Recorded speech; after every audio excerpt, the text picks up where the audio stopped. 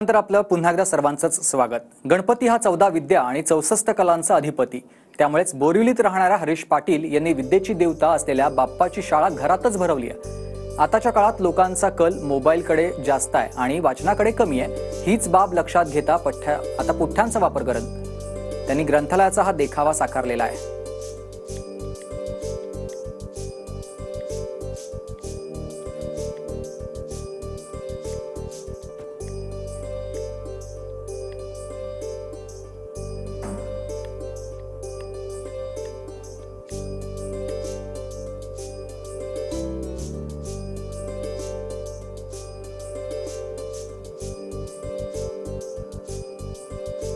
या वर्षीचा विषय आहे ग्रंथालय आणि आमच्या ग्रंथालयाचं नाव आहे बाप्पाची शाळा। आणि बाप्पाची शाळा हा विषय आम्ही ह्या कारणाकरता घेतला आहे की बऱ्याच मुलांना, बऱ्याच पालकांना पुस्तकांचा विसर पडत चालला आहे मोबाईलमुळे। पूर्ण जग मोबाईलचं झालेलं आहे। तर खूप सुंदर सुंदर पुस्तके अशी लिहिलेली आहेत लेखकांनी, तर ती वाचावी। त्याच्यातून भरपूर बोध घेण्यासारख्या बऱ्याच गोष्टी असतात।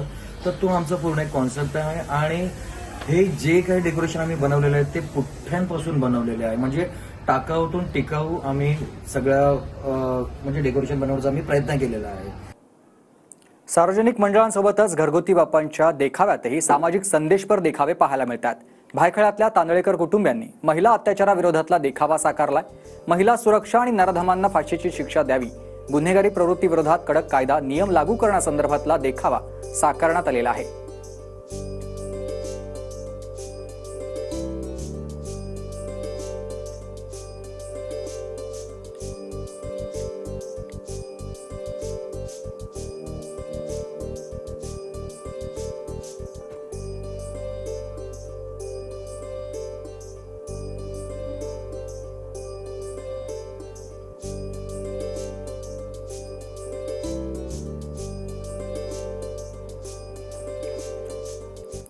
मुंबईतील महालक्ष्मी येथील श्रेयस नांदगावकर यांच्याकडे गणरायाचं आगमन झालेलं आहे। त्यांनी रिकाम्या काळीपेटीचा वापर करून सजावट केली आहे।